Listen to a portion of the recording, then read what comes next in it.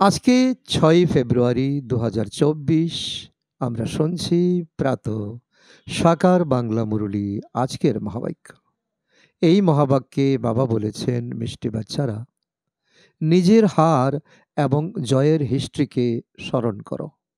এটা সুখ আর দুঃখের খেলা। এখানে ৪ ভাগের ৩ ভাগ সুখ আর ৪ ভাগের ১ ভাগ দুঃখ। ইকুয়াল নয়, সমান নয়। আজকের প্রশ্ন, এই অসীম জাগতিক ড্রামা ওয়ান্ডারফুল তা কিভাবে? উত্তর, এই অসীম জাগতিক ড্রামা এত ওয়ান্ডারফুল যে প্রতি সেকেন্ডে সম্পূর্ণ সৃষ্টিতে যা হয়ে চলেছে সেটা আবারও হুবহু রিপিট হবে। এই ড্রামা উকুনের মতো টিকটিক করে চলতেই থাকে। এক টিক এর সাথে অন্য টিক মিলবে না। সেজন্যই এই ড্রামা বড়ই ওয়ান্ডারফুল। যে কোনো মানুষেরই ভালো বা মন্দ যে পার্টই চলে সে সবই নির্ধারিত হয়ে আছে। এই বিষয়গুলোকে তোমরা বাচ্চারাই বুঝতে পারো। ওম শান্তি। ওম শান্তির অর্থ বাচ্চাদের বোঝানো হয়েছে, কেননা এখন আত্ম অভিমানী হয়েছ তোমরা। আত্মা নিজের পরিচয় দিয়ে বলে, আমরা আত্মা। আত্মার সদর্মই হলো শান্ত। এখন সমস্ত আত্মাদের ঘরে ফেরার প্রোগ্রাম চলছে। এই ঘরে ফিরে যাওয়ার প্রোগ্রামের কথা কে বলেন?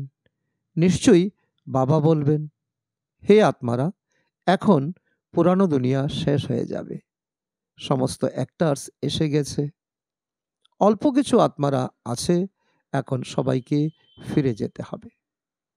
এরপর তারাও পার্ট রিপিট করতে হবে। তোমরা বাচ্চারা প্রকৃতপক্ষেই আদি সনাতন দেবী দেবতা ধর্মের ছিলে। প্রথমে সত্যযুগে এসেছিলে, তারপর পুনর্জন্ম নিতে নিতে এখন পরের রাজ্যে এসে পড়েছ। এটা শুধুই তোমাদের আত্মা জানে, আর কেউ জানে না। তোমরা হলে এক বাবার মিষ্টি বাচ্চা। মিষ্টি মিষ্টি বাচ্চাদের বাবা বলেন, বাচ্চারা, তোমরা এখন পরের রাবণ রাজ্যে এসে পড়েছ। নিজেদের রাজ্য ভাগ্য হারিয়ে বসে আছো। শতযুগে দেবী দেবতা ধর্মের ছিলে, যা ৫,০০০ বছর হয়ে গেছে। অর্ধেক কল্প তোমরা রাজত্ব করেছ। কোনো সিঁড়ি নিচে অবশ্যই নামতে থাকে। অবতরণের কলা শুরু হয়ে যায়। তোমরা সত্যযুগ থেকে ত্রেতাতে আসো, ত্রেতা থেকে দাপর, তারপর কলিযুগ, এখন তোমরা সঙ্গম যুগে আসো। শতযুগ থেকে ত্রেতা, তারপর দাপর, কলিযুগে আসতেই হবে। এটা ভুলে যেও না। নিজেদের হার এবং জিতের যে হিস্ট্রি তাকে স্মরণ করো। বাচ্চারা জানে যে আমরা শতযুগে শতপ্রধান সুখধামের বাসিন্দা ছিলাম। এরপর পুনর্জন্ম নিতে নিতে দুঃখধামের জরাজীর্ণ অবস্থায় এসে পৌঁছেছি। এখন তোমরা আত্মারা বাবার কাছ থেকে শ্রীমত পেয়ে থাকো, কেননা আত্মা পরমাত্মা বহুকাল ধরে বিচ্ছিন্ন ছিল। তোমরা বাচ্চারা বহুকাল ধরে আলাদা ছিলে। প্রথমে তো তোমরা বিচ্ছিন্ন হয়ে সুখের পার্ট প্লে করেছ, তারপর তোমাদের রাজ্যভাগ্য ছিনিয়ে নেওয়া হয়। তোমরা এরপর দুঃখের পার্ট প্লে করতে এসে গেছ। এখন বাচ্চারা তোমাদের আবারও সুখ শান্তির রাজ্য ভাগ্য নিতে হবে। আত্মারা বলে, বিশ্বে শান্তি আসুক। এই সময় তমপ্রধান হওয়ার কারণে বিশ্বে অশান্তি। এটাও শান্তি আর অশান্তি, দুঃখ আর সুখের খেলা। তোমরা জানো ৫,০০০ বছর আগে বিশ্বে শান্তি ছিল, সত্যযুগ ছিল, বহিষ ছিল, স্বর্গ দুনিয়া ছিল। মূল লোক তো হলোই শান্তিধাম, তোমাদের পার্মানেন্ট অ্যাড্রেস, তোমাদের আসল ঘর। যেখানে আত্মারা থাকে সেখানে তো অশান্তির কোনো প্রশ্নই নেই। শতযুগে বিশ্বে শান্তি ছিল, তারপর নিচে নামতে নামতে অশান্ত হয়ে গেছে। সবাই এখন সম্পূর্ণ বিশ্বে শান্তি চায়। ব্রহ্ম মহাতত্ত্বকে বিশ্ব বলা যায় না, তাকে ব্রহ্মাণ্ড বলা হয়, লাল দুনিয়া বলা হয়। যেখানে তোমরা আত্মারা নিবাস করো তোমাদের পার্মানেন্ট ঘর। আত্মার সদরমই হলো শান্ত। যখন শরীর থেকে আত্মা আলাদা হয় তখন সে শান্ত হয়ে যায়। তারপর অন্য শরীর ধারণ করে শব্দে আসে, এই দুনিয়াতে আসে পাঠ করার জন্য। এখন তোমরা বাচ্চারা এখানে কেন এসেছো? বাচ্চারা বলে, বাবা, নিজের শান্তিধাম সুখধামে নিয়ে চলো। শান্তি অথবা সুখধামে সুখ দুঃখের পার্ট নেই। শতযুগ হলো সুখধাম, কলিযুগ দুঃখধাম। কিভাবে নিচে নেমে আসো সেটাও সিঁড়িতে দেখানো হয়েছে। তোমরা সিঁড়ি দিয়ে নিচে নামতে থাকো, তারপর একবার উপরে ওঠো, উত্তরণ কলা। পবিত্র হয়ে উপরে ওঠো আর পতিত হয়ে নিচে নামতে থাকো। পবিত্র হওয়া ছাড়া উপরে উঠতেই পারবে না। সেই জন্যই আহ্বান করে বলে, বাবা, এসে আমাদের পবিত্র করো। তুমি আমাদের পরম পিতা পরমাত্মা, তুমি বাবা, শিক্ষক, সদ্গুরু, তুমি পথিত পাবন, তুমি দীননাথ। তোমরা প্রথমে পবিত্র শান্তিধামে গিয়ে তারপর সুখধামে আসবে। প্রথমে থাকে সুখ, তারপরে দুঃখ। সুখের মার্জিন থাকে বেশি। ইকুয়াল হলে তবে তো কোনো লাভই নেই, সবটাই অকেজু হয়ে গেল, তাই না? বাবা বোঝান, এই যে ড্রামা তৈরি হয়ে আছে, এতে 4 ভাগের 3 ভাগ সুখ, বাকি 4 ভাগের 1 ভাগ কিছু না কিছু দুঃখ আছে। সেই জন্যই একে সুখ দুঃখের খেলা বলা হয়ে থাকে। বাবা জানেন যে আমাকে, অর্থাৎ বাবাকে, তোমরা বাচ্চারা ছাড়া আর কেউই জানতে পারে না। আমি তোমাদের নিজের পরিচয় দিয়েছি আর সৃষ্টির আদি মধ্য অন্তের জ্ঞান দিয়েছি। তোমাদের নাস্তিক থেকে আস্তিক করে আমি তুলেছি। 3 লোক সম্পর্কেও তোমরা বাচ্চারাই জানো। ভারতবাসী তো কল্পের আয়ু জানে না। তোমরা এখন জানো বাবা আমাদের পুনরায় এসে এখন পড়াচ্ছেন, স্পিরিচুয়াল পড়াশোনা করাচ্ছেন। বাবা গুপ্ত বেশে পরের দেশে এসেছেন, রাবণ দুনিয়াতে এসেছেন, রাবণ রাজ্যে এসেছেন, ব্রহ্মার শরীরে এসেছেন। বাবাও হলেন গুপ্ত। মানুষ নিজের দেহকে জানে, আত্মাকে জানে না। আত্মা হলো অবিনাশী, অজর, অমর, অবিনাশী, দেহ বিনাশী। আত্মা আর আত্মার পিতাকে তোমাদের কখনো ভুলে যাওয়া উচিত নয়। আত্মিক স্বরূপে স্থিত হও, পরমাত্মার স্মৃতিতে প্রেমে সবসময় লাভলীন থাকো। আমরা অসীম জগতের বাবার কাছ থেকে উত্তরাধিকার নিতে চলেছি। উত্তরাধিকার তখনই পাব যখন পবিত্র হব। এই রাবণ রাজ্যে তোমরা পতিত হয়ে গেছো, সেই জন্যই বাবাকে আহ্বান করো। বাবা হলেন দুজন, পরমপিতা পরমাত্মা হলেন সকল আত্মাদের একজন পিতা। এমন নয় যে ব্রাদাররাই সব বাবা। আত্মা আত্মা, ভাই ভাই, আত্মা কখনো পিতা হতে পারে না। যখন যখন ভারতে ধর্মের অতিগ্লানি হয়, যখন সমস্ত ধর্মের যিনি পারলৌকিক পিতা তাকে ভুলে যায়, তখনই বাবা আসেন। কলিযুগের অন্তিমে, শতযুগের শুরুতে, এই সঙ্গম যুগে। এটাও খেলা। যা কিছু খেলা হয় সেটাই রিপিট হতে থাকে। তোমরা আত্মারা কতবার পার্ট প্লে করার জন্য এসেছো আর চলে গেছো। এই নাটক উকুনের মতো ধীরে ধীরে ধীরে ধীরে চলতে থাকে, কখনোই বন্ধ হয় না, টিকটিক হতেই থাকে।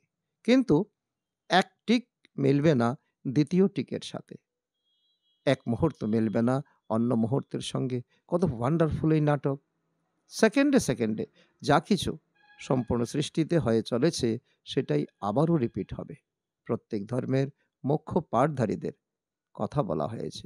তারা সবাই নিজের নিজের ধর্মের স্থাপন করে, রাজধানী স্থাপন করে না।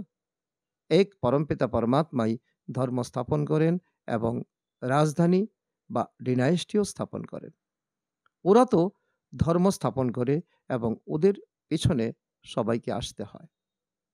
সবাইকে ফিরিয়ে কে নিয়ে যান? এক বাবা। কেউই তো আছে খুব অল্প পার্ট প্লে করছে, তারপরেই শেষ হয়ে গেছে। পোকা মাকড় জীবাণুর মতো আবির্ভাব হয়ে মরে গেল। ড্রামাতে এর কোনো গুরুত্ব নেই। অ্যাটেনশন তাহলে কোন দিকে যাবে? ক্রিয়েটারের দিকে যাবে, যাকে সবাই বলে ও গডফাদার। তুমি এসো, আমাদের দুঃখের দুনিয়া থেকে নিয়ে চলো। হে পতিত পাবন পরমপিতা পরমাত্মা, তিনি সকল আত্মাদের পিতা।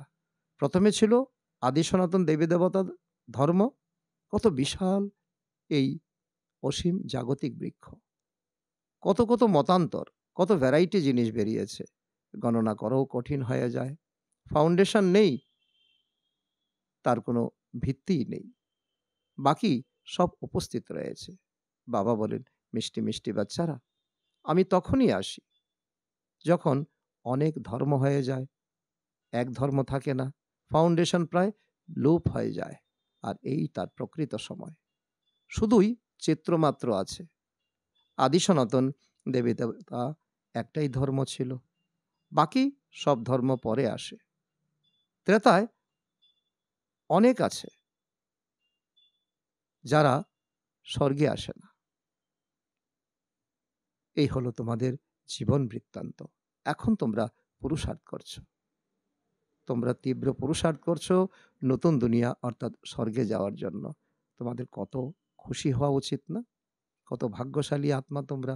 বাবা বলেন, স্বর্গে তোমরা তখনই আসবে যখন আমাকে স্মরণ করে পবিত্র হবে এবং দৈবী গুণ ধারণ করবে।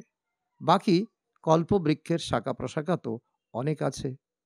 বাচ্চারা বৃক্ষ সম্পর্কেও জেনেছে যে আমরাই আদি সনাতন দেবী দেবতা স্বর্গে ছিলাম। এখন স্বর্গ নেই, এখন নরক হয়ে গেছে। এই জন্য বাবা প্রশ্নাবলী তৈরি করেছিলেন যে নিজের অন্তর মনকে জিজ্ঞাসা করো, আমরা শতযুগী স্বর্গবাসী নাকি কলিযুগের নরকবাসী? শতযুগ থেকে নিচে কলিযুগে নামছো, এমনটা কি মনে হয়? এরপর উপরে কিভাবে যাবে? বাবা শিক্ষা প্রদান করেন, তোমরা তমপ্রধান থেকে শতপ্রধান কিভাবে হবে? নিজেকে আত্মা মনে করে আমাকে স্মরণ করলে যোগ অগ্নির দ্বারা তোমাদের পাপ কেটে যাবে। কল্প পূর্বেও তোমাদের জ্ঞান প্রদান করে দেবতা করে আমি তুলেছিলাম। এখন তোমরা আবার তমপ্রধান হয়ে গেছো। কেউ তো নিশ্চয়ই আছেন না, যিনি তমপ্রধান থেকে শতপ্রধান করে তুলবেন। সে হলাম আমি। আমি তোমাদের পিতা, আমি তোমাদের শিক্ষক, আমি তোমাদের সদ্গুরু। পতিত পাবন কোনো মানুষ হতে পারে না। হে পতিত পাবন, হে ভগবান যখন বলে, বুদ্ধি তখন উপরে চলে যায়। তিনি হলেন নিরাকার, বাকি সবাই পাঠধারী, সবাই পুনর্জন্ম নিতে থাকে। আমি পুনর্জন্ম রহিত, অজন্মা, অভোক্তা, অজনী সম্ভবা। এই ড্রামা তৈরি হয়েই আছে, এর সম্পর্কে কেউই জানে না, তোমরাও জানতে না। এখন তোমাদের সদর্শন চক্রধারী বলা হয়। তোমরা স্ব আত্মার ধর্মে স্থিত হও, নিজেকে আত্মা নিশ্চয় করো। বাবা বোঝান এই সৃষ্টিচক্র কিভাবে ঘুরছে। সেই জন্যই তোমাদের নাম হলো সদর্শন চক্রধারী। আর কারো মধ্যে এই জ্ঞান নেই, একমাত্র তোমরা ব্রাহ্মণ ব্যতীত। সুতরাং তোমাদের খুব খুব খুশি হওয়া উচিত না? বাবা আমাদের টিচার, আমাদের স্পিরিচুয়াল পড়াশোনা করাচ্ছেন। খুব মিষ্টি এই বাবা, বাবার মতো মিষ্টি আর কেউ নেই। তোমরা পারলৌকিক বাবার বাচ্চারা, পরলোকের নিবাসী আত্মা। যেখানে বাবা ছিলেন সেখানে তোমরাও আজ ছিলে। বাবাও পরমধামে থাকেন, তোমরাও ছিলে পরমধামে। যেমন লৌকিক পিতা বাচ্চার জন্ম দিয়ে পালন করে, শেষে সবকিছু দিয়ে যায়, কেননা বাচ্চা সেই সবের উত্তরাধিকারী। এটাই নিয়ম। তোমরা যারা অসীম জগতের বাবার বাচ্চা হও, বাবা বলেন এখন তোমাদের আবার বাণীর ঊর্ধ্বে ঘরে ফিরে যেতে হবে। ওখানে হলো সাইলেন্স, তারপর মুভি, এরপর টকি, অর্থাৎ আওয়াজে আসা সাকার লোক। বাচ্চারা সূক্ষ্ম লোকে যায়, সাক্ষাৎকারও হয়, আত্মা বেরিয়ে যায় না। ড্রামাতে যা কিছু নির্ধারিত হয়ে আছে সেটাই সেকেন্ড সেকেন্ড রিপিট হতে থাকে। এক সেকেন্ডও মেলে না পরের সেকেন্ডের সাথে, এক টিক মেলে না দ্বিতীয় টিকের সাথে। মানুষের পার্ট যেমন চলছে, ভালো বা মন্দ সব নির্ধারিত হয়ে আসে। শতযুগে ভালো, কলিযুগে খারাপ পার্ট প্লে করবে। কলিযুগে মানুষ দুঃখী হয়, রামরাজ্যে ছিছি কোনো বিষয় নেই। রামরাজ্য আর রাবণ রাজ্য একত্রে হতে পারে না। ড্রামাকে না জানার কারণে বলে থাকে সুখ দুঃখ পরমাত্মা দিয়ে থাকেন। যেমন শিব বাবাকে কেউ জানে না, তেমনি রাবণ সম্পর্কেও কারো জানা নেই। প্রতি বছর শিব জয়ন্তী উদযাপন করা হয়, তেমনি রাবণ দহনও প্রতি বছর করা হয়। এখন অসীম জগতের পিতা নিজের পরিচয় দিয়ে বলছেন, বাচ্চারা নিজেকে আত্মা মনে করে আমি বাবাকে স্মরণ করো। বাবা হলেন খুব মিষ্টি। বাবা মোটেই বসে নিজের অন্যের মহিমা করবেন না, বাবা নিজের মহিমা করবেন না। যারা সুখ দুঃখ অনুভব করে তারাই মহিমা করে। বাবার থেকে যারা পালনা পায়, শিক্ষা পায়, বাবা নিজের মহিমা করবেন না, বাচ্চারাই করে বাবার মহিমা। আর তোমরা এখন বাবার মহিমা করছো। তোমরা বাচ্চারা বাবার কাছ থেকে উত্তরাধিকার পেয়ে থাকো না? বাবা হলেন ভালোবাসার সাগর। এরপর শতযুগে তোমরা প্রেমময় এবং মধুর হয়ে ওঠো। কেউ যদি বলে ওখানেও বিকার আদি আছে, তাকে বলো ওখানে রাবণ রাজ্য নেই। রাবণ রাজ্য দাপর থেকে শুরু হয়। কত ভালোভাবে বুঝিয়ে বলেন। ওয়ার্ল্ডের হিস্ট্রি জিওগ্রাফিকে আর কেউই জানে না। এই সময়ই তিনি তোমাদের বুঝিয়ে থাকেন। তারপর তোমরা দেবতা হয়ে যাও। তোমাদের উঁচু স্থিতি হয়ে যায়। দেবতাদের থেকে উচ্চ আর কেউ নেই। এটাই তোমাদের শ্রেষ্ঠ পার্ট। সেই জন্য ওখানে শুরু করার দরকার পড়ে না। এখানে তো অসংখ্য গুরু, সেখানে গুরুর কোনো প্রশ্ন নেই। সদ্গুরু হলেন একজনই। শিখ ধর্মাবলম্বীরা বলে সদ্গুরু অকাল। সদ্গুরুই হলেন অকাল মূর্ত। তিনি হলেন কালেরও কাল, মহাকাল। ওই কাল তো একজনকে নিয়ে যায়। বাবা বলেন আমি, আমি তো সবাইকে নিয়ে যাই। এই শ্রেষ্ঠ পাঠ করার জন্যই তো আমি পরমধাম ছেড়ে ব্রহ্মার শরীরে প্রবেশ করেছি, তমপ্রধান দুনিয়ায় এসেছি। পবিত্র করে প্রথমে সবাইকে শান্তিধাম আর সুখধামে নিয়ে যাই। যদি আমার হয়েও তারপর মায়ার বশীভূত হয়ে যায়, তাহলে বলা হয় যে গুরুর নিন্দক কোথাও ঠাঁই পায় না। এটাই আসল কথা। তারা স্বর্গের সম্পূর্ণ সুখ পাবে না, প্রজাতে চলে যাবে। বাবা বলেন আমার নিন্দা করিও না। আমি তোমাদের স্বর্গের মালিক বানাই, লায়ক বানাই। সুতরাং দৈবী গুণ ধারণ করতে হবে, কাউকে দুঃখ দেবে না। বাবা বলেন আমি এসেছি তোমাদের সুখধামের মালিক করে তুলতে। বাবা হলেন ভালোবাসার সাগর। মানুষ হলো দুঃখ দেওয়ার সাগর। কাম কাটারি চালিয়ে একে অপরকে দুঃখ দিয়েই থাকে। ওখানে এসব কিছুই হয় না। ওখানে হলো রামরাজ্য। যোগবলের দ্বারা ওখানে বাচ্চা জন্ম নেয়। এই যোগবলের দ্বারাই তোমরা সম্পূর্ণ বিশ্বকে পবিত্র করে তোলো। তোমরা উত্তরাধিকারী, কিন্তু আননোন, অপরিচিত। আজকে তোমরা অপরিচিত, কালকে তোমাদের অনেকে জানবে। তোমরা অনেক প্রসিদ্ধি লাভ করো। এরপর ভক্তি মার্গে তোমাদের অর্থাৎ দেবীদের কত মন্দির নির্মাণ করা হয়। বলাও হয় অমৃতের কলস মাতাদের মস্তকে রাখা হয়েছে। এই সময়ের কথা যখন তোমরা শূদ্র থেকে ব্রাহ্মণ হয়েছ। গৌ মাতাও বলে থাকে না, এ হলো জ্ঞান। জলের কোনো কথা নেই, তোমরা হলে শিব শক্তি সেনা। ওরা এরপর তোমাদের কপি করে নিজেরা গুরু হয়ে বসে গেছে। এখন তোমরা সত্যের নৌকাতে বসে আছো। গানও গায় না, আমার নৌকা পারে নিয়ে যাও। এখন মাঝি পেয়ে গেছো পারে নিয়ে যাওয়ার, তাই না? বেশ্যালয় থেকে শিবালয়ে নিয়ে যান একমাত্র পরমপিতা পরমাত্মা। ওনাকে বাগানের মালিও বলা হয়, মাঝিও বলা হয়। কাটার জঙ্গলকে ফুলের বাগান করে তোলেন একমাত্র তিনি। সেখানে শুধুই শোক আর শোক। এখানে আছে দুঃখ আর দুঃখ। বাবা যে পর্চা ছাপানোর জন্য বলেছেন, তাতে লেখা আছে নিজের অন্তরকে জিজ্ঞাসা করো যে স্বর্গবাসী নাকি তুমি নরকবাসী। অনেক প্রশ্ন জিজ্ঞাসা করতে পারো। সবাই বলে ভ্রষ্ট আচার রয়েছে।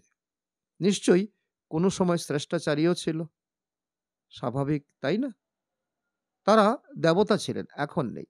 যখন দেবী দেবতা ধর্ম প্রায় লোপ হয়ে যায়, তখনই ভগবানকে আসতে হয় এই ধরাধামে, ব্রহ্মার শরীরে এক ধর্ম স্থাপন করার জন্য, বড় লক্ষ্য পূরণ করার জন্য। মোট কথা, তোমরা নিজেদের জন্য স্বর্গ স্থাপন করছো শ্রীমত অনুসারে। আর এই শ্রীমত প্রদান করছেন একমাত্র তোমাদের বাবা, মিঠে বাবা, মিষ্টি বাবা। আচ্ছা, মিষ্টি মিষ্টি হারানিধি বাচ্চাদের প্রতি মাতা পিতা বাপদাদার স্নেহ স্মরণ আর সুপ্রভাত। আত্মিক পিতা ওনার আত্মারূপী সন্তানদের জানাচ্ছেন নমস্কার। আমরা আত্মারূপী সন্তানরা আমাদের মাতা পিতা বাপদাদাকে জানাই স্মরণে স্নেহ সুমন ও সুপ্রভাত। ধারণার জন্য মুখ্য সার: ১ নম্বর, বাবার সমান ভালোবাসার সাগর হতে হবে, দুঃখের সাগর নয়। বাবার নিন্দা হবে এমন কোনো কর্ম করা উচিত নয়। খুব মধুর আর প্রিয় হতে হবে। নাম্বার ২, যোগবলের দ্বারা পবিত্র হয়ে তারপর অন্যদেরও পবিত্র করে তুলতে হবে। কাটার জঙ্গলকে ফুলের বাগান তৈরি করার সেবা করতে হবে। সবসময় খুশিতে থাকতে হবে যে আমাদের মিষ্টি বাবা, পিতা এবং টিচার। ওনার মতো মিষ্টি আর কেউ নেই। আজকের বরদান: পরমাত্ম স্নেহ প্রাপ্তকারী এখনকার তথা ভবিষ্যতের রাজার দুলাল ভব। তার অর্থ হলো, সঙ্গম যুগে তোমরা ভাগ্যবান বাচ্চারাই দিলারামের স্নেহের পাত্র। এই পরমাত্ম স্নেহ কোটির মধ্যে কোনো কোনো আত্মারই প্রাপ্ত হয়। এই দিব্য স্নেহের দ্বারা তোমরা রাজার দুলাল হয়ে যাও। রাজার দুলাল অর্থাৎ এখনও রাজা এবং ভবিষ্যতেও রাজা। ভবিষ্যতের আগেই এখন স্বরাজ্য অধিকারী হয়ে গেছো। যেমন ভবিষ্যতে রাজ্যের মহিমা হবে এক রাজ্য, এক ধর্ম, এক ভাষা, তেমনি এখন সর্বকর্ম ইন্দ্রিয়ের প্রতি আত্মার একচ্ছত্র রাজ্য। আজকের স্লোগান: নিজের চেহারার দ্বারা বাবার চরিত্র প্রদর্শনকারী পরমাত্ম স্নেহী হয়। আচ্ছা, ওম শান্তি।